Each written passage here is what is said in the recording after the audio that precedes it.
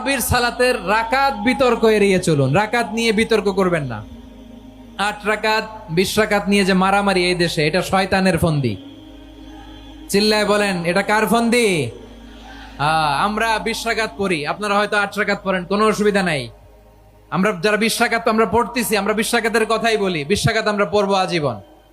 Saudi আরবে মক্কা মদিনায় 20 রাকাত পড়ে, কোনো অসুবিধা নাই। অন্যান্য মসজিদগুলো 8 রাকাত পড়ে। এই নিয়ে এদের মধ্যে মারামারি আছে?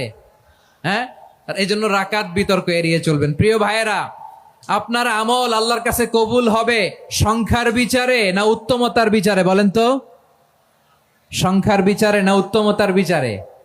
উত্তমতার বিচারে। কত চমৎকার ভাবে আপনি আল্লাহর সামনে দাঁড়াতে পারছেন, এটা বিবেচ্য। রুকু সেজদাগুলো সুন্দরভাবে করবেন। রুকু থেকে সোজা হয়ে দাঁড়ানো ওয়াজিব। 2 সেজদার মাঝখানে সোজা হয়ে বসা ওয়াজিব। এই তাদিলুল আরকান বাদ দিলে হানাফি মাযহাব মতে সৌ সেজদা দিতে হবে। অন্য মাযহাব মতে নামাজই হবে না, আপনার নামাজই হবে না।